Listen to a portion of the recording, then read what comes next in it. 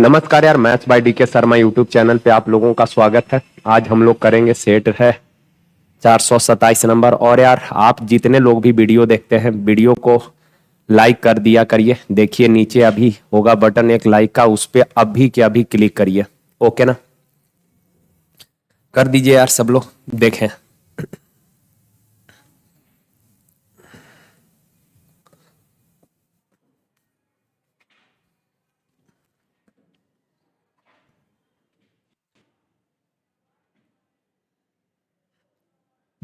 नहीं तो फिर हम भी उस तरह का बात करने लगेंगे जैसे व्हाट्सएप पे मैसेज सर्कुलेट नहीं होता है कि अगर आप अपने माँ से प्यार करते हैं, अपने पिता से प्यार करते हैं तो बिना लाइक किए नहीं जाइएगा।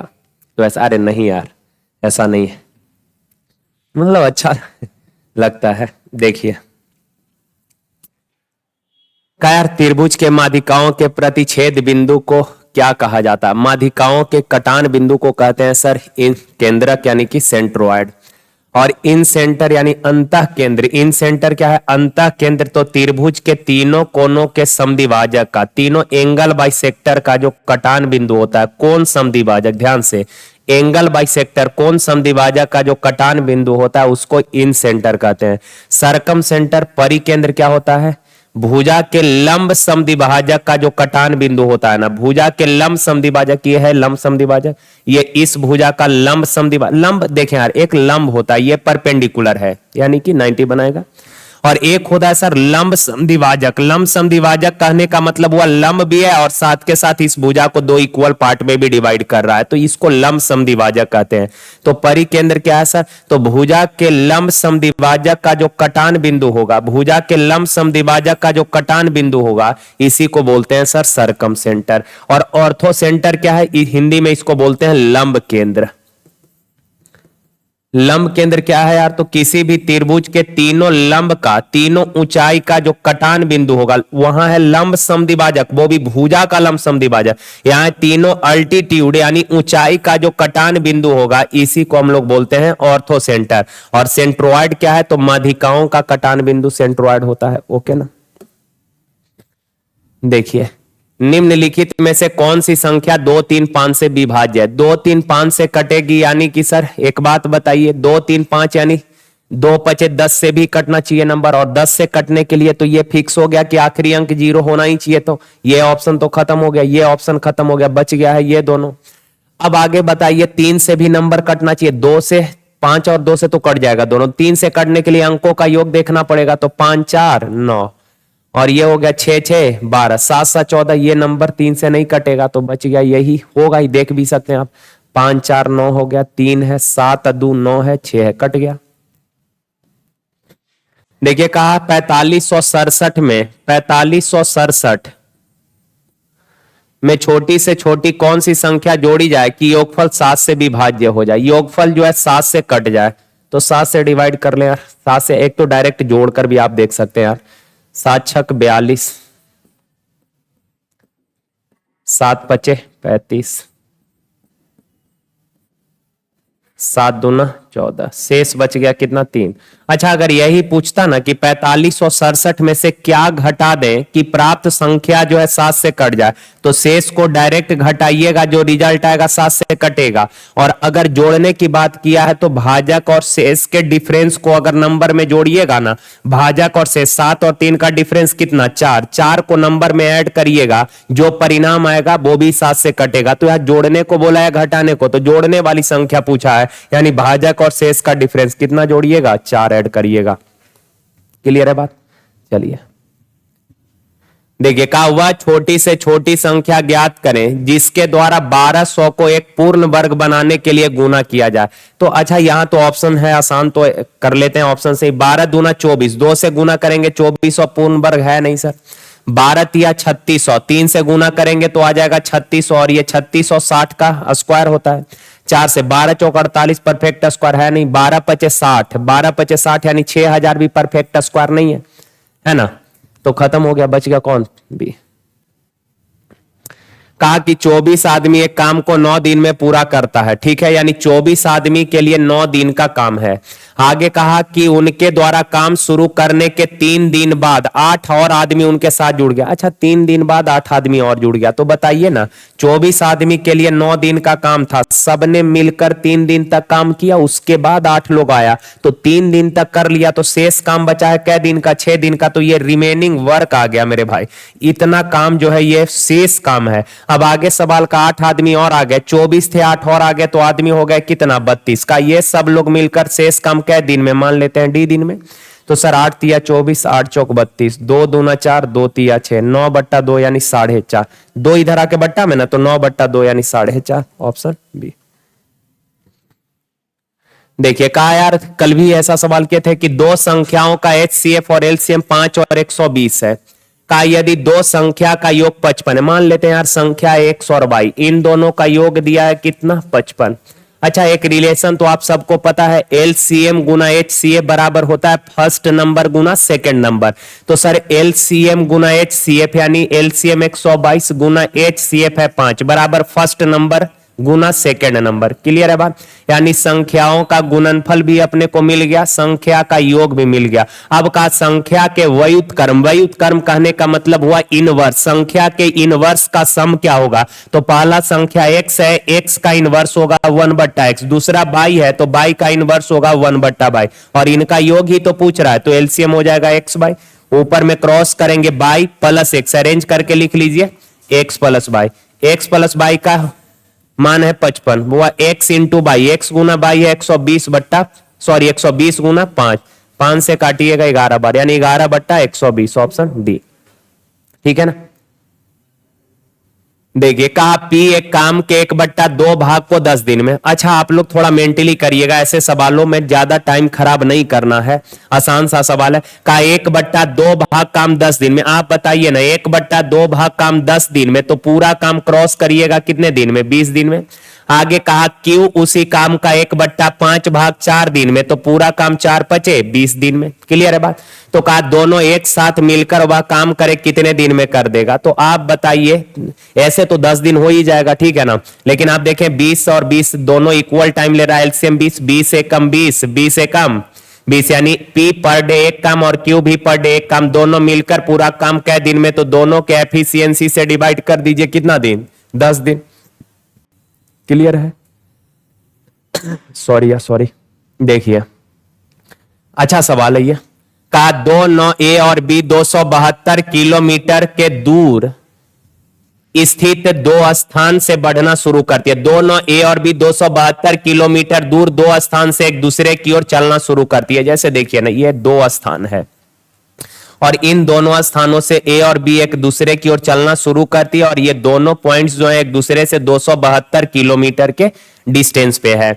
आगे कहा शांत पानी में यानी स्टिल वाटर, शांत जल में कहा A और B की गति क्रमशः 32 और 36 किलोमीटर पर आवर है, और A धारा के दिशा में चल रहा है और B धारा के प्रतिकूल यानी अपोजिट डायरेक्शन में, विपरीत दिशा में B चल रहा है, तो एक दूसरे से कितने समय में मिलेंगे। देखिए यार, अच्छा सवाल है। एक बात आप बताइए, कहा A धारा के डायरेक्शन में जा रहा है, यानी ये धारा का दिशा, इधर धारा बह रही होगी, का A धारा के डायरेक्शन में जा रहा है और A का चाल है 32। पता है, शांत जल में किसी भी व्यक्ति या नौ का जो स्पीड होता है वो उसका ओरिजिनल स्पीड होता है, यानी A का चाल है 32, और जब आप धारा के डायरेक्शन में तैरी, जैसे गांव में जनरली आप देखे होइएगा लोग नदी तालाब में स्नान करता है, अगर धारा के डायरेक्शन में आप तैर रहे हैं तो आपका स्पीड जनरली क्या होता है, बढ़ जाता है, चूंकि एक तो आपका स्पीड है और एक धारा भी उस डायरेक्शन में बढ़ रहा है, तो धारा का भी स्पीड होगा। तो आप बताइए, अगर A धारा के डायरेक्शन में जा रहा है तो A का चाल बढ़ जाएगा ना, क्योंकि वाटर का स्पीड W है,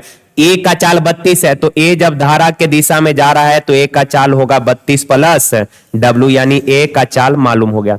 अब आगे कहा यार B का शांत जल में चाल है 36 और B अपोजिट डायरेक्शन में जा रहा है। आप बताइए, अगर इधर धारा आ रही है, B धारा के अपोजिट डायरेक्शन में जा रहा है, तो B का स्पीड घट ना जाएगा, तो B का स्पीड क्या होगा, तो 36 माइनस W। अब यहां से सर ये बोट एंड स्ट्रीम का सवाल खत्म हो गया, ये जनरली टाइम एंड स्पीड का सवाल हो गया कि ये दो लोग एक दूसरे से 272 किलोमीटर के दूरी पर स्थित है और ये दोनों एक दूसरे की ओर आ रहा है, तो कितने समय बाद मिल जाएगा, यानी मिलने में लगा समय होगा दूरी बट्टा चाल। आप बताइए दोनों के बीच का फासला है 272 अब बट्टा चाल। अच्छा चाल अपोजिट डायरेक्शन है तो जुटेगा ना, और जब इन दोनों को जोड़ेंगे तो minus W plus W cut जाएगा, 32 और 36 कितना हो जाएगा 64, काटिएगा 4 बार में, यानी क्या घंटा 4। ओके चलिए देखिए, का ए और बी मिलकर 12 दिन में काम कर देगा, ए और बी मिलकर काम करे 12 दिन में, का बी और सी 16 दिन में, का ए द्वारा 5 दिन। चलिए पहले यहां से देखें, का ए द्वारा 5 दिन, बी द्वारा 7 दिन काम करने के बाद सी ने उसे 13 दिन में पूरा कर दिया। यहां पे देखें यार, ये तो बोला है कंबाइंड टाइम दिया, ए और बी मिलकर करेगा 12 दिन में कर देगा, बी और सी मिलकर करेगा 16 दिन में कर देगा। और आगे इसने बोला कि सर ए ने 5 दिन काम किया, फिर बी ने 7 दिन काम किया, और उसके बाद सी आया और काम को 13 दिन में कर दिया। तो ये जो टाइम दिया ये किसी का ओरिजिनल टाइम नहीं है, पूरा काम करने का समय नहीं है। कहा कि ए पूरा जो भी काम था उसको करने के लिए ए आया और उसने 5 दिन काम किया चला गया, फिर बी आया उसने 7 दिन काम करके चला गया, एंड आखिरी में सी आया और 13 दिन काम करके चला गया। तो यार पहले टोटल वर्क मान लेते हैं, 12 और 16 48 टोटल है, 12 चौक 48, 16 तिया 48। अच्छा एक बात बताइए, इन दोनों को देखकर जरा बताइए तो क्या यहां से आप क्या ए बी और सी का इंडिविजुअल एफिशिएंसी निकाल पाएंगे? आप बोलेंगे सर क्या बात करते हैं, 2 इक्वेशन है, ए प्लस बी 4 है, बी प्लस सी 3 है। ऐसा कोई और डाटा नहीं दिया है जिसको यूज करके आप यहां से ए बी एंड सी का इंडिविजुअल एफिशिएंसी निकाल सकते हैं, क्योंकि 2 इक्वेशन 3 वेरिएबल नहीं निकाल पाइएगा। तो यार मान लेते हैं ए का एफिशिएंसी है ए यूनिट, बी का एफिशिएंसी बी यूनिट, एंड सी का एफिशिएंसी सी यूनिट है। तो आप बताइए ए 5 दिन काम किया, कितना काम कर दिया होगा 5 है, बी 7 दिन में कितना काम कर दिया होगा 7 भी, और सी 13 दिन तक काम किया, 13 सी काम कर दिया, काम खत्म हो गया, यानी कितना 48। क्लियर है बात? अब यहां से ए बी और सी का इंडिविजुअल एफिशिएंसी मालूम नहीं है, तो ए बी का यहां देखिए, ए और बी मिलकर एक दिन में 4 काम, बी और सी मिलकर एक दिन में 3 काम, तो ए बी और बी सी का कॉम्बिनेशन बनाइए। तो सर ये 5A है, 7B को 5B लिख सकते हैं ना, चूंकि ए और बी का कॉम्बिनेशन बन जाए, 7B है 5B लिख लिए तो 2B। अब सर ए और बी का तो कॉम्बिनेशन बन गया, बी और सी का बनाना है तो 13C है, यहां बी 2B है तो सी भी 2C चाहिए, तो बी और सी का बन गया, 13 में से 2C यहां आ गया तो बच गया 11C बराबर कितना 48। काम खत्म है। ये 5 कॉमन करेंगे तो ए प्लस बी का एफिशिएंसी 4 है, 5 चौक 20। यहां से 2 कॉमन कर लेंगे तो अंदर बी प्लस सी 3 है, तो 2 तिया 6, अब प्लस 11C बराबर 48। सर 26 उधर जाके घट जाएगा तो 11C बराबर कितना 22, तो सी बराबर 2, यानी सी का एफिशिएंसी 2 आ गया। अब सी का एफिशिएंसी 2 है तो कहा बताइए बी काम कितने दिन में? यार सी का एफिशिएंसी 2 है, बी प्लस सी 3 है, सी 2 है, तो बी कितना हो जाएगा 1 हो जाएगा। बी का एफिशिएंसी 1 है, यानी बी पर डे 1 काम, तो कहा 48 काम कै दिन में? 1 दिन में 1 काम, तो 48 काम 48 दिन में करेगा, हो जाएगा ना। देखिए ये ऑफ है यार, सॉल्व कर लेते हैं। पहले तो इसका वर्गमूल निकालिएगा, और वर्गमूल निकालने में तो आप लोगों को महारत हासिल होगा कि ऐसा नंबर देखिए, ऐसा नंबर जो 6 का मतलब जिसके स्क्वायर का इकाई अंक 6 आता हो, तो आप बोलेंगे सर 6 का स्क्वायर 36 और 4 का स्क्वायर 16 का इकाई अंक 6। अब यार वर्गमूल निकाल रहे हैं तो आखिरी से 2 अंक को छाट दीजिए। अब जो 70 बचा देखिए किस संख्या के स्क्वायर के करीब है, ज्यादा नहीं कम में, ऑलवेज कम में। तो 8 का स्क्वायर 64, 9 का स्क्वायर 81, ज्यादा हो जाएगा ना 9 वाला 8, तो यहां से 8, यहां भी 8, या तो इसका वर्गमूल 86 होगा या 84 होगा। अब इन दोनों में से कौन होगा ये कैसे पता करेंगे? तो 8 में जस्ट अगला नंबर से गुना करिए, 8 को जस्ट अगला नंबर यानी कि 9 से गुना करिएगा तो ये आएगा 9 8 72। तो आप बताइए 72 से ये 70 छोटा है ना, यानी छोटा वाला नंबर वर्गमूल हो जाएगा 84। ठीक है, तो आप वर्गमूल तो निकाल ही लेंगे। अब देखिए 2/3 ऑफ मतलब मल्टीप्लाई ही होता है, 5/8 गुना, लेकिन मल्टीप्लाई का सिंबल रहे और ऑफ रहे तो पहले ऑफ का कैलकुलेशन होता है, उसके बाद डिवाइड का कैलकुलेशन होता है, उसके बाद मल्टीप्लाई होता है। और यहां ऑफ है 276 -84।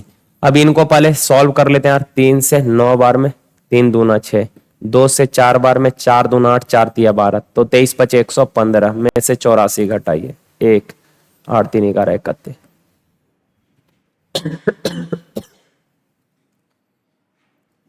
देखिए पहली 50 धनात्मक सम संख्या का औसत पता है, पहली n पहली एन सम संख्या का औसत, सम संख्या का एवरेज होगा n+1, ओके। और पहली एन विषम संख्या का एवरेज होगा मेरे प्यारे भाई n। क्लियर है, कई बार बता भी चुके, एक्सप्लेन भी कर दिए कि आता कैसे है। तो पहली 50 धनात्मक सम संख्या का औसत क्या होगा, 50 + 1 51 हो जाएगा। आप चाहें तो इसको ऐसे भी कर छोड़िए ना, ऐसे ही ध्यान में रखिएगा। देखिएगा, एक व्यक्ति एक खिलौना 400 रुपए में खरीदता है। कितना में खरीदता है, 400 में। कहा 15% हानि पर बेच दिया, तो विक्रय मूल्य 15% हानि पर बेचा, यानी कि 85% में बेचा है। 4 से 4 × 5 = 20, 32 × 2 = 34, 340 ऑप्शन, ठीक है। देखिए कहा 15 संतरे का विक्रय मूल्य, 15 संतरे का यानी गुना विक्रय मूल्य, सेलिंग प्राइस जो है बराबर है 19 संतरे के क्रय मूल्य के। हो गया। एसपी और सीपी का अगर रेशियो लिखेंगे, कॉफिशिएंट इंटरचेंज हो जाएगा, यानी हो जाएगा 19:15। कहा कि बताइए लाभ कितना हुआ है लगभग। तो सर खरीदे हैं 15 में, बेच रहे हैं 19 में। 15 में खरीदे 19 में बेच रहे हैं, तो लाभ हुआ 4 का कितना पे, क्रय मूल्य, यानी 15 पे %, 100 से गुना यार। 5 × 15, आप 5 से काटिएगा 20, चौक 80/3, यानी 3 दूना 6, 3 × 6 = 18, 26 पॉइंट समथिंग है कहीं क्या, एक ही ऑप्शन है डी में, ठीक है ना। आसान आसान सा सवाल है सारा। देखिए तो का एक निश्चित राशि चक्रवृद्धि ब्याज पर 3 साल में 6690 हो जाती है। कोई धन राशि है, कल भी एक सवाल किए थे इस तरह का और पूरा वहां एक्सप्लेन किए थे। तो आज का वीडियो अगर कोई पहली बार देख रहे हैं तो पिछला वीडियो आप लोग देख लीजिएगा, या टेलीग्राम पे सेट डाला हुआ है ही, वहां पे टेलीग्राम पे वो सेट देख लीजिएगा, ठीक है ना। का ये पी रुपया है जो 3 वर्षों के बाद 6690 हो जाती है, और यही पैसा 6 साल बाद, यानी कि यहां से कै साल, 3 साल, और कितना हो जाती है, तो 10,035। तो कहा राशि, देखें यार पहले अगर रेट निकालने को बोलता तो डायरेक्ट आप करते क्या कि 6690 रुपया 3 साल में 10,035 हो जा रहा। रेट होता है 1 ईयर का ब्याज, तो ये 3 साल के लिए प्रिंसिपल, चूंकि ये प्रिंसिपल आप बोलेंगे सर ये तो पी रुपया प्रिंसिपल यहां है, 3 साल बाद हो गया 6690, तो ये 6690 सर अमाउंट ना होगा। मेरे प्यारे भाई सीआई में, सीआई एक ऐसा प्रोसेस है जिसमें हर साल के एंड में जो अमाउंट बनता है वो नेक्स्ट ईयर के लिए प्रिंसिपल का काम करता है। सर क्यों करेगा प्रिंसिपल का काम, तो इसमें ब्याज पर भी ब्याज, जो प्रिंसिपल है उस पर तो हर साल ब्याज मिलेगा, साथ के साथ ब्याज पर भी ब्याज मिलता है, जिसके कारण हर साल के एंड में जो अमाउंट बनता है वो नेक्स्ट ईयर के लिए प्रिंसिपल का काम करता है। तो सर ये प्रिंसिपल है 3 साल के एंड में, यानी नेक्स्ट ईयर के लिए, अगले साल 3 साल के बाद वाले ईयर के लिए प्रिंसिपल है, और ये अमाउंट है। तो रेशियो 3 साल के लिए प्रिंसिपल अमाउंट मालूम है, 1 साल का निकाल लेते, वहां से आप रेट निकाल लेते, लेकिन यहां प्रिंसिपल पूछा है कि मूलधन बताइए कितना है शुरू वाला। तो पहले ये देख लेते हैं यार कि ये 6690 अगर 10,035 हो गया मींस कै गुना हो गया, तो कै गुना हो गया, तो बड़ा बट्टा छोटा करिएगा। पहले तो 5 से काट देते हैं, है ना, 5 × 3 = 8, 1 9, 9 से कटेगा, 6 × 6 = 12 ना, 9 से नहीं कटेगा, 5 से काट देते हैं। 5 × 1 = 5, 5 × 3 = 15, 5 × 9 = 15, 5 × 9 = 45, 5 × 8 = 40, 5 × 2 = 10, 0 0, 5 × 7 = 35, 7 × 2 = 9, 9, 8 × 1 = 9, 9 से नहीं 3 से कट जाएगा, 3 × 6 = 18, 3 × 6 = 18, 3 × 9 = 27, 3 × 4 = 12, 3 × 6 = 18, 3 × 6 = 18, सही है ना। एक बार देख लीजिए, 2 कितना से काटे हो इसको, 5 से ना, 5 × 1 = 5, 5 × 3 = 15, 15, 5 × 3 = 15, अरे भाई यहां गलत है यार, फिर मिस्टेक हो जाता है यार मेरे से। 5 × 1 = 5, 5 × 3 = 15, हाथ में रहा 1, अब 5 × 3 = 15, 4 × 5 = 40, और फिर 3 से काटे थे, 3 × 4 = 12, 3 × 4 = 12, 3 × 6 = 18, यानी ये पैसा हो गया कितना, 669/446 गुना। इसका मतलब है कि ये पी रुपया भी 3 साल में, 3 साल में कै गुना हो जाएगा, 669/446 गुना। बस खेल खत्म है। तो ये पी रुपया जो है 3 साल में 669/446 गुना हो जाएगा, लेकिन एक्चुअल में हो गया है कितना, 6690। 10 बार में कट जाएगा, क्रॉस करेंगे तो 4460, 4460 ऑप्शन सी हो जाएगा। देखिए कहा यार कि 7650 रुपए के 6 अधिमूल्य पर 10% स्टॉक का मूल्य ज्ञात करना है। देखिए स्टॉक एंड शेयर जो टॉपिक है इसमें कुछ टर्म्स होते हैं जिसके बारे में आपको आइडिया होना चाहिए। अगर नहीं है तो थोड़ा ये सवाल समझने में आपको परेशानी होगा। ऐसे एक दिन छोटा सा टॉपिक है उसमें 10-12 सवाल अगर आप कर लेंगे तो फिर उसमें जो भी सवाल आएगा लगभग सवाल पेपर का पूछा हुआ सवाल आप कर ही लीजिएगा। तो आज आप इसको समझ लीजिए, आसान सा है सवाल लेकिन थोड़ा दिक्कत हो जाएगा। एक दिन हम जो है पूरा स्टॉक एंड शेयर का वीडियो बना के हम उसको डाल देंगे, ठीक है। और अगर वीडियो नहीं बना पाए तो सेट में ही 10 सवाल के थ्रू पूरा स्टॉक एंड शेयर हम करवा देंगे। देखिए कहा 7650 रुपए के, कहने का मतलब एक शेयर है जिसका मूल्य 7650 रुपए। कहा कि 6 अधिमूल्य पर 10% स्टॉक का मूल्य ज्ञात करना है। तो इसका तो कोई जरूरत नहीं है क्योंकि स्टॉक 10% है, यानी कि इससे आपको लाभांश आ जाएगा। तो लाभांश निकालना नहीं है, यानी शेयर का मूल्य ज्ञात करना है। तो देखें यार यहां शेयर का जो एक्चुअल प्राइस है ये दिया नहीं है, मान लेते हैं। अगर नहीं दिया तो 100 अंडरस्टूड रहता है कि 100 रुपया का शेयर है।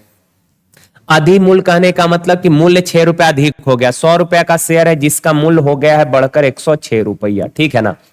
तो बताइए 7650 रुपया का जो शेयर होगा इसका मूल्य कितना हो गया होगा।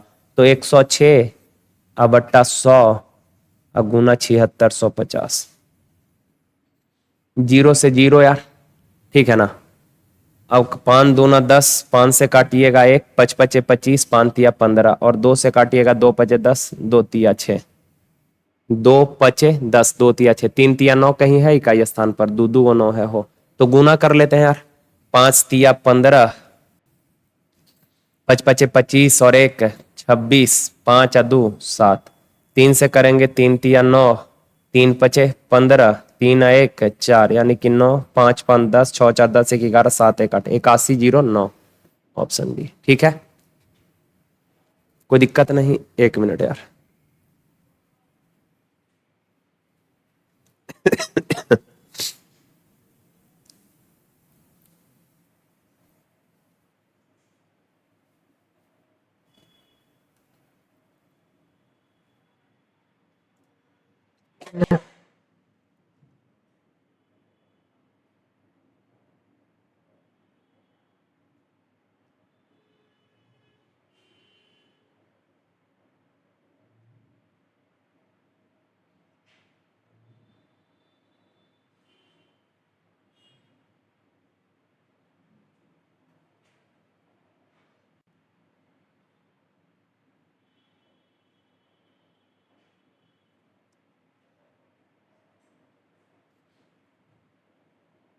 चले यार देखें, का ए बी सी एक की भुजा, एक ट्रायंगल है ए बी सी, त्रिभुज है ए बी सी का, इसकी भुजा 6 7 8 है। किसी को भी 6 7 8 मान सकते हैं, मान लेते हैं ये 6 है, ये 7 है और ये भुजा 8 है। आगे कहा यार सबसे बड़े कोण का समद्विभाजक। अच्छा सबसे बड़ा कोण कौन होगा, तो आपको पता होगा कि सर बड़ा भुजा के सामने का कोण सबसे बड़ा, यानी कोण ए सबसे बड़ा है। और सबसे बड़े कोण का समद्विभाजक सामने वाले भुजा को 2 खंड में बांट रहा है, इस भुजा को 2 खंड में बांट रहा है, ठीक है ना। एक खंड हो गया अपना ये और एक खंड हो गया ये, 2 खंड में बांट दिया। और आपको याद करिए बताए होंगे प्रॉपर्टी क्या, कि कौन समद्विभाजक द्वारा, ये एंगल बाइसेक्टर है, कोण ए का समद्विभाजक है, कौन समद्विभाजक द्वारा बनाए गए अंतःखंडों का रेशियो अन्य 2 भुजा के रेशियो के बराबर, यानी इन दोनों का साइड का रेशियो 6 7 है, तो इसका भी रेशियो क्या हो जाएगा 6 और 7। सवाल कहा कि बताइए छोटे खंड की लंबाई। अच्छा इन टोटल कितना लंबाई, एक्चुअल में 8, अनुपात में 13, यानी 13 यूनिट का वैल्यू है 8 सेंटीमीटर। तो छोटा खंड यानी 6 यूनिट का वैल्यू पूछा है, तो 6 बराबर क्या होगा 8 बट्टा 13 गुना 6, यानी 8 6 48 बट्टा 13, ऑप्शन सी। देखिए जरा कहा कि 6,50,000 कीमत वाली कार कुछ डाउन पेमेंट तत्काल भुगतान करके खरीदी जाती है, ठीक है। यानी कि 6,50,000 रुपया का कार था, पूरा पैसा एक बार देने में असमर्थ है, तो आपने कहा कि भैया कुछ पैसा अभी दे देते हैं, यानी कि कैश पेमेंट कर रहे हैं, डाउन पेमेंट यानी नगद भुगतान कर रहे हैं, और बाकी जो पैसा रहेगा ना उस पैसे को हम किस्त में चुका देंगे। दुकानदार बोला कि भैया कोई बात नहीं है, जाइए। कहा, लेकिन दुकानदार ने कहा एक मुश्त 10% का साधारण ब्याज लगाया जाएगा, यानी कि टोटल देखें, जनरली इंस्टॉलमेंट अलग चीज होता है, एसआई हो या सीआई हो, उसमें आपने सवाल बनाया होगा, लेकिन ये इंस्टॉलमेंट अलग टाइप का, ये लॉजिकल सवाल है मेरे भाई, कि आपने कुछ पैसे डाउन पेमेंट कर दिया और कुछ पैसे उधार रह गया। अब कहा शेष जो उधार रहा है उस पर एक मुश्त 10% का ब्याज लगाएगा, यानी कंप्लीट पर ओवरऑल जितने का पैसा उधार रहा है, वो जनरली होता क्या इंस्टॉलमेंट में कि जैसे जितना अभी चुकाना रहता है तो उसमें से आप आए, इस साल आए कुछ पैसे चुका दिए, बाकी जो बचेगा उस पर ब्याज लगेगा, फिर नेक्स्ट ईयर आए उसमें से कुछ पैसे चुका दिए, फिर जो बचा उस पर फिर एक साल का ब्याज लगेगा, फिर एंड में आप आएंगे कुछ चुका के जाएंगे, फिर जो बचेगा उस पर। लेकिन यहां ऐसा नहीं कहा, कहा एक मुश्त, यानी ओवरऑल जितने पैसे हैं उस पर आपको 10% का ब्याज लगेगा। कहा कि उसने राशि का भुगतान 25,000 के 20 समान की वार्षिक किस्तों में कर दे, चुका देता है। तो आप बताइए 20-20 हजार रुपया करके 25 हजार करके 20 किस्त में चुका दिया, यानी टोटल आपने चुका दिया कितना, 25 दूना 50, 25 दूना 50, यानी 10, 25 गुना 20 500 हो जाएगा, 3 जीरो चिपका दीजिए, यानी कि ये 5 लाख रुपए आपने चुकाया है, यानी ये मिश्र धन हो गया कि हमने चुकाया है। अब आप बताइए 10% ब्याज लगा है, प्रिंसिपल होता है 100%, 10% ब्याज, तो मिश्र धन हो गया कितना, 110%। तो मिश्र धन का जो लौटाए वो तो आपका मिश्र धन ही तो है, तो मिश्र धन का कंपैरिजन मिश्र धन से उधार ली गई राशि, यानी प्रिंसिपल निकालना है, उधार ली गई राशि, उधार राशि, जो पैसा आपने उधार रखा था वो पैसा निकालते हैं, उधार राशि, यानी प्रिंसिपल कितना है, तो 0 से 0 कट गया यार, 11 चौक 44, हाथ मेरा 6 या 0 60, 11 पचे 55, फिर 5 0, 11 चौक 44, 11 पचे 55, ऐसे ही आते जाएगा। समझ गए ना बात को। अब आप बताइए, कहा कि डाउन पेमेंट कितना किए, तो आप बताइए 6,50,000 रुपया उधार, मतलब टोटल प्राइस था, और आपने उधार लिया था कितना, 45। तो बताइए उस समय आपने कैश पेमेंट कितना किया होगा, 5 6, यानी कि 5 यानी कि 4, 6 यानी कि 5, यहां 9, 1 9 5 4 5 5, 1 9 5 4 5 5, लगभग वैल्यू आ जाएगा, चूंकि ये कटेगा नहीं पॉइंट में आएगा, तो लगभग इतना, ठीक है ना। देखिए कहा 2 वृत्त के एरिया का रेशियो, अच्छा एरिया का रेशियो है इतना, तो आपको पता है वृत्त का एरिया पाई आर स्क्वायर होता है, पाई का तो कोई यूज नहीं है, एरिया यानी आर स्क्वायर का रेशियो दिया है, तो यहां से अगर रेडियस का रेशियो निकालेंगे तो वर्गमूल करना पड़ेगा, 9 और 11 हो जाएगा। उसकी परिधि का रेशियो, जो रेशियो रेडियस का होता है, चूंकि परिधि होता है 2 पाई आर, और रेशियो लिखेंगे तो 2 पाई से 2 पाई कट जाएगा, यानी आर ही होगा, तो जो रेशियो रेडियस का होता है वही रेशियो परिधि का होता है, और वही रेशियो डायमीटर का, चूंकि डायमीटर होता है 2r, तो 2 कांस्टेंट कट ही जाएगा, तो केवल रेडियस बचेगा, तो रेडियस बोले, डायमीटर बोले या परिधि बोले, तीनों का रेशियो बराबर ही होता है। क्लियर है ना बात, तो रेडियस 9 11 है तो परिधि भी 9 11 होगा। 3 tan थीटा बराबर 4 है, तो बताइए तो tan थीटा बराबर क्या हो जाएगा, 4/3। पता है कुछ समझदार लोग जो होते हैं वो करते क्या है कि यहाँ tan का लिख लेते हैं sin बट्टा cos, यानी sin 4 cos 3 उसके बाद बना। भाई वो चीज तभी आप अप्लाई करिएगा जब ये रेशियो फॉर्म है, ये पता है ये क्या है, ये रेशियो फॉर्म है, ये क्या है, तो अरे ओहो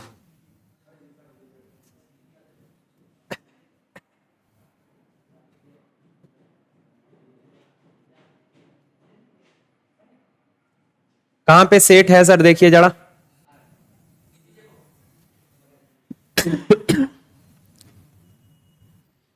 पता है वो जो tan थीटा 3/4 दिया, कई बार लोग sin बट्टा cos 4/3 ले लेता है, तो रेशियो फॉर्म, जैसे tan का वैल्यू sin बट्टा cos लिख दिए तो ये फ्रैक्शन है, यानी कि रेशियो है, तो ये तभी आप अप्लाई कर पाइएगा जब सवाल भी जो पूछा है ना वो रेशियो फॉर्म में अगर है, यानी फ्रैक्शन के फॉर्म में पूछा है, तभी आप फ्रैक्शन वाला चीज यूज कर पाइएगा, नहीं तो आपको जनरल तरीका से ही बनाना पड़ेगा यार। कितना नंबर था यार, सवाल 19 नंबर। तो 3 tan थीटा बराबर है, 3 tan थीटा बराबर कितना है मेरे प्यारे भाई, 3 tan थीटा बराबर 4 है, तो आप बताइए tan थीटा बराबर क्या हो जाएगा, तो tan थीटा हो जाएगा 4/3, यानी tan का वैल्यू होता है p/b, तो h कितना हो जाएगा 5, ट्रिपलेट याद होगा, तो 7 sin थीटा, साइन होता है p/h, यानी कि 4/5, -2 cos थीटा, cos होता है b/h, यानी 3/5, 7 चौक 28 में से 6 जाएगा, 28 में से 6 गया, यानी कि 22/5, ऑप्शन बी, ठीक है। तो ऐसा गलती मत करिएगा आप लोग। देखिए कहा यदि दो वास्तविक संख्या के वर्गों का योग, दो संख्या x और y, इनके वर्गों का योग दिया है कितना, वर्गों का योग दिया है 12। आगे का संख्याओं का गुणनफल यानी x इंटू बाई बराबर दिया है 4। तो का संख्याओं के बीच का अंतर यानी x माइनस बाई पूछा है। अच्छा x माइनस बाई पूछा है तो ऐसा कर सकते हैं, x माइनस बाई का होल स्क्वायर का फॉर्मूला तो आप लोगों को पता ही होगा, x square plus by square minus 2x by होता है, ओके ना।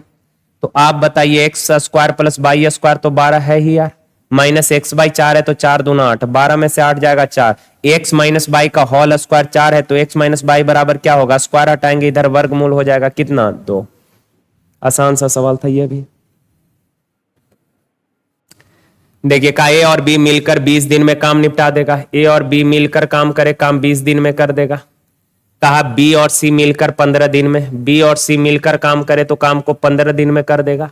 ए बी और सी सभी लोग मिलकर अगर करे, तीनों लोग मिलकर काम करे तो काम कर देगा कितने दिन में, 10 दिन में। सर टोटल वर्क कितना है, तो 20 15 और 10 से कटने वाला नंबर कितना हो जाएगा 60, तो टोटल वर्क 60, 20 तिया 60, 15 चौक 60, 10 छक 60। अब यहां से आपको पूछा क्या है ये जरा गौर से पढ़िए। तो का ए और सी मिलकर काम क्या दिन में, तो ए और सी का एफिशिएंसी निकालना पड़ेगा, ठीक है ना। आप बताइए ए प्लस बी का एफिशिएंसी 3 है, तो सर ए प्लस बी प्लस सी तीनों का 6 है, उसमें से ए प्लस बी का 3 है, ए प्लस बी 3 है, ए प्लस बी 3 है तो सी कितना हो जाएगा 3, तब ना ए प्लस बी 3 है, 3 कितना 6। अच्छा बी प्लस सी 4 है, बी प्लस सी 4 है, बी प्लस सी 4 है और तीनों का 6 है, ये दोनों 4 है तो ये कितना हो जाएगा 2। बी का जरूरत नहीं है, निकाल भी लेंगे, 2 और 3 5 हो गया तो बी का 1 होगा। पर आपसे तो पूछा ए और सी मिलकर, एक दिन में 2 काम, सी एक दिन में 3 काम, दोनों मिलकर 5 काम, तो 60 काम कै दिन में, 12 दिन में कर देगा, ठीक है। देखिए कहा शिवम ने 2 घड़ी खरीदी है, पहली 12,000 में और दूसरी 20,000 में। पहला 12,000 में खरीदा है और दूसरा 20,000 में खरीदा है। कहा दोनों घड़ी बेचा, पहला पर 10% लाभ और दूसरा पर 20% हानि, कुल। अच्छा पहला पर 10% लाभ हुआ तो ओनली लाभ कितना, तो 12,000 का 10% निकाल देते हैं तो ये हो जाएगा 1200 रुपया। और दूसरा को 20% हानि पर, 20% हानि पर बेचा है, 20% हानि पर, 2 जीरो से 2 जीरो, 2 दूना 4,000, तो ये 4,000 का हानि हुआ है। कितने का हानि हुआ है, 4,000 का हानि हुआ है, लॉस हुआ। तो 1200 का एक पर लाभ हुआ, दूसरा पर 4,000 का हानि हो गया, तो कहा कुल लाभ है हानि, तो सर ओवरऑल तो हानि है ना होगा। एक पर 1200 लाभ कमाया, दूसरा पर 4,000 का हानि हुआ, तो ओवरऑल हानि हुआ है कितने का, तो आप बोलेंगे सर जी 2800 का लॉस हुआ है, लॉस 2800 का, ठीक है। देखिए कहा कर्मचारी का वेतन हर वर्ष 20% बढ़ता है, यदि उसका वेतन आज यानी प्रेजेंट में 14,000 है तो 3 वर्ष बाद वेतन कितना होगा। सर आज वेतन अगर 14,000 है, पहला साल 20% बढ़ा तो 20% का फ्रैक्शन होता है 1/5, यानी ओरिजिनल वेतन अगर 5 था तो 1 बढ़कर हो गया कितना 6/5। 3 साल बाद पूछा है तो 3 साल तक यही 20% बढ़ेगा, यानी 6/5 गुना होते जाएगा, कै बार 3 बार। अब काटा पीटी मचा दीजिए यार, ये काट दीजिएगा, 5 से 5 पचे 25, 25 पचे 25 से 125 हो गया, 5 25 छक 150, ये हो जाएगा। 5 से और काट दीजिए, 1 5 एकम 5, 5 दूना 10, 6 छक 36, 6 छक 36 6, 6 दूना 12, 2 इकाई अंक 2 कहाँ है, एक ही ठो ऑप्शन में है, ए में है। देखिए कहा कि एक टैंक को 16 पाइप से जोड़ा गया, यानी एक टैंक में 16 पाइप है, उनमें से कुछ पानी भरने वाला है और शेष पाइप पानी निकालने वाला है। प्रत्येक कहने का मतलब एक होता है, प्रत्येक भरने वाला पाइप एक टैंक को 8 घंटे में भर देगा। अच्छा एक भरने वाला पाइप जो है, एक भरने वाला पाइप 8 घंटे में भर देगा और एक खाली, प्रत्येक यानी एक खाली करने वाला पाइप जो है टंकी को खाली कर देगा कै घंटे में, 10 घंटे में। ध्यान से समझिएगा, ये सवाल अच्छा है। आगे सवाल में कहा, ऐसा सवाल पहले कई बार हम करा भी चुके हैं, कहा कि सर जब टैंक 65% खाली होता है तो सभी पाइप एक ही समय खोले जाते हैं तो टंकी को पूरी तरह भरने में 1 घंटा लगता है, यानी कि सभी पाइपों को एक साथ ओपन किए हैं ना तो 1 घंटा में टंकी भर गया। सभी कहने का मतलब 16 पाइप को ओपन कर दिए तो उसमें कुछ भर रहा होगा, कुछ निकाल रहा होगा, फिर भी पूरा टंकी जो है 1 घंटे में भर गया। आगे का कितना पाइप खाली करने वाला है, तो यार देखिए टोटल 16 पाइप है, जिसमें से खाली करने वाला पाइप हम मान लेते हैं x ठो है। तो बताइए भरने वाला पाइप क्या होगा, 16 माइनस x होगा। मानते हैं बात या नहीं? तो आप बोलेंगे सर मानते हैं, बिल्कुल। तो पहले तो टैंक का कैपेसिटी निकाल लीजिए। तो 8 और 10 से कटने वाला नंबर 40, 8 पचे, चूंकि भरने वाला पाइप 8 घंटे में पूरा टंकी भर रहा है तो 1 घंटा में 5 भर रहा होगा। खाली करने वाला पाइप 10 घंटा में पूरा टंकी खाली कर रहा है तो 1 घंटा में 4 खाली कर रहा हो, खाली कर रहा है इसीलिए माइनस से रिप्रेजेंट किया।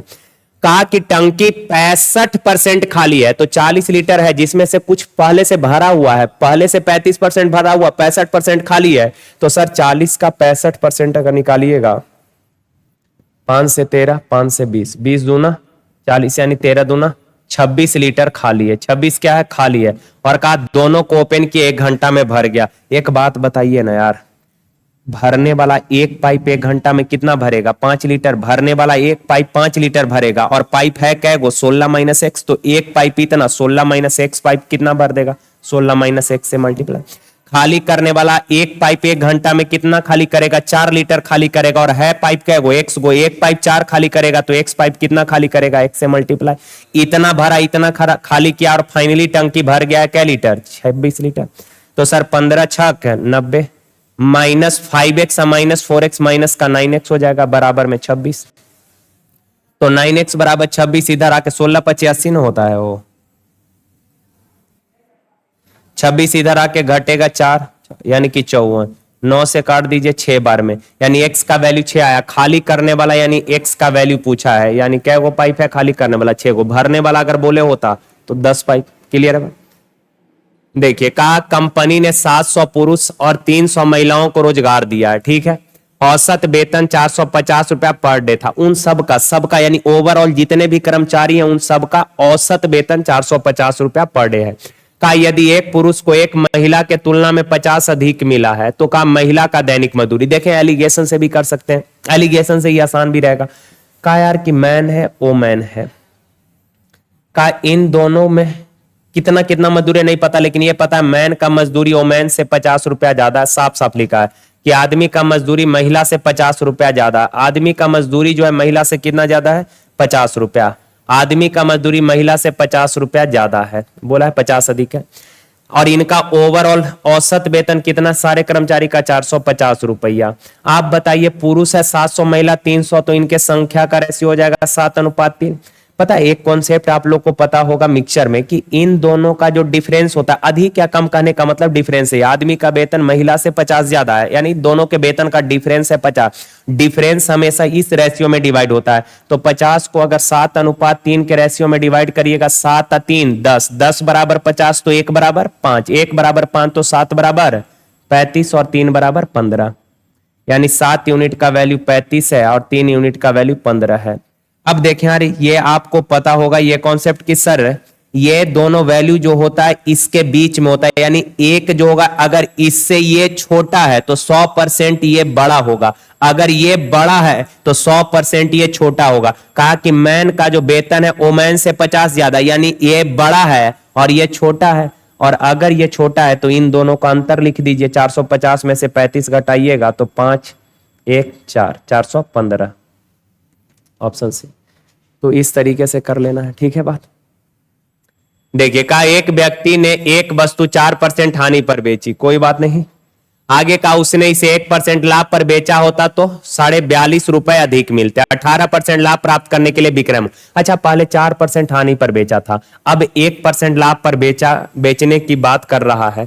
तो आप बताइए पहले 4% हानि होता था, अब 1% लाभ हो रहा है, तो दोनों समय के विक्रय मूल्य का अंतर कितना, लाभ और हानि रहे तो जुटेगा, लाभ हानि रहे तो जुट जाता है। तो 4% और 1% क्या परसेंट, 5%। विक्रय मूल्य का अंतर है 5%, लेकिन रुपए में अंतर है 42.5। 18% लाभ पर बेचने के लिए विक्रय मूल्य क्या होगा 118, तो 42.5 अब बट्टा में 5 गुना 118। 5 से काट दीजिए, 5 8 40, 5 5 25, ठीक है ना। अब गुना करिएगा तो कर लेंगे गुना आप लोग, ये तो पता है कि पॉइंट वाला लगभग में दिया है इसका मतलब, यानी गुना कर लेते हैं यार। 8 से कर लेते हैं 0, 8 8 64, हाथ मेरा 6 6 8 6 14, 8 और 1 9। 5 से करेंगे 5 8 40, ठीक है, 5 8 40, 5 4 9 और ये 5, तो ये हो जाएगा 0, 9 4 13, 5 4 9 और 1 10, 9 और 1 10, डेसिमल एक अंक से पहले लग जाएगा, यानी 1003, ऑप्शन सी।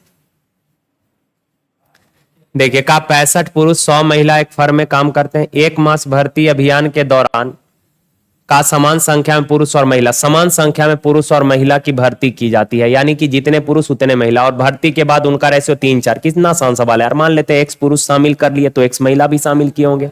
तो पहले 65 पुरुष था, एक्स पुरुष आ गया तो हो गया 65 प्लस एक्स, रेशियो दिया यानी बट्टा। 100 महिला थी, एक्स महिला और हो गई तो 100 प्लस एक्स। तो आप बताइए, एक्स महिला और आ गई तो पहले से 100 थी, एक्स और आ गई तो 100 प्लस एक्स, और इनका रेशियो जो है ये हो गया कितना 3/4। क्रॉस करेंगे 4 5 20, 4 6 24 2 26, 260 plus 4x, 300 plus 3x, 3x इधर आके घटेगा 1, 260 उधर जाके घटेगा 40, यानी x बराबर क्या हो गया 40। कहा कि भर्ती के बाद फर्म में काम करने वाले लोगों की संख्या। अच्छा, भर्ती के बाद फर्म में काम करने वाले लोग की संख्या, तो पहले 65 पुरुष था, 100 महिला थी, तो 165 लोग तो पहले से थे, और 40 पुरुष आए और 40 महिला आई, यानी 80 लोग और आ गए हैं, तो 80 ऐड कर लीजिए, तो 5 8 6 14, 1 1 245 लोग हो गए, ऑप्शन बी। ठीक है,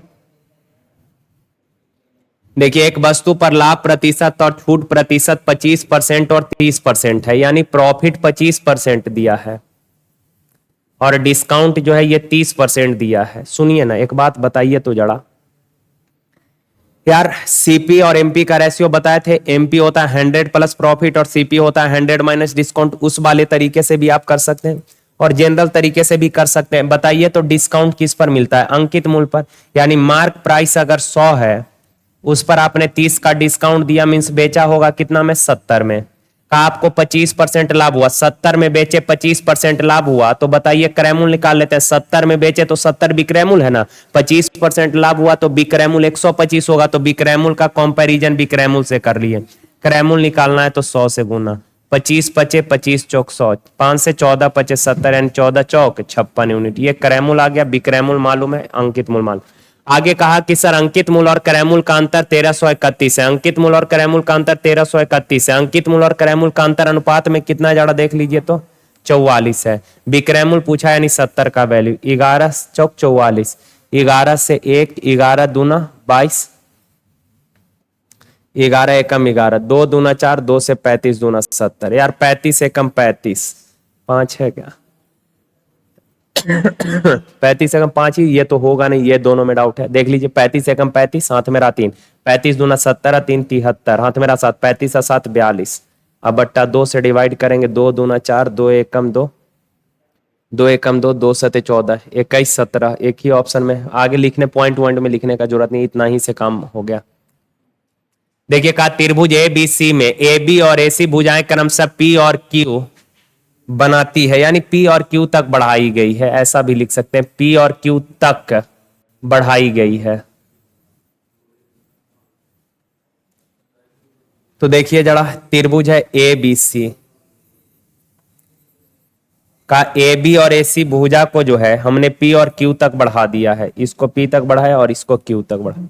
सवाल कहा यार कि कौन सी बी पी और बी सी क्यू के द्विभाजक आर पर मिलते हैं। सी बी पी का द्विभाजक यानी इस कोण का द्विभाजक ये वाला, और बी सी क्यू का द्विभाजक ये वाला का एक दूसरे से मिल रहा है, कहां पर सर? आर पर मिल रहा है।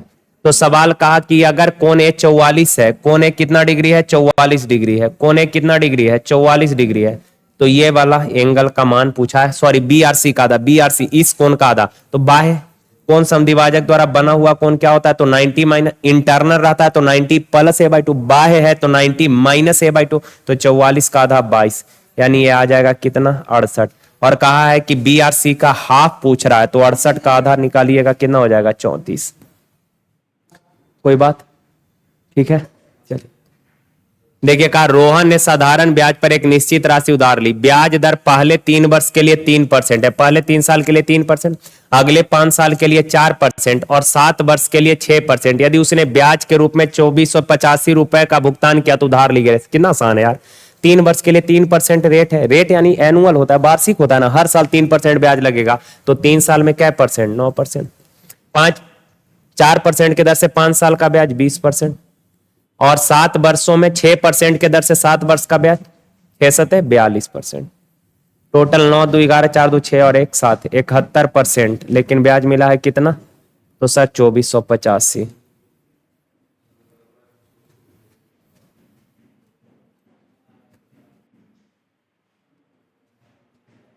ठीक है, का उधार ली गई राशि यानी 100% का वैल्यू पूछा है, तो 2485 या बट्टा 71 गुना 100।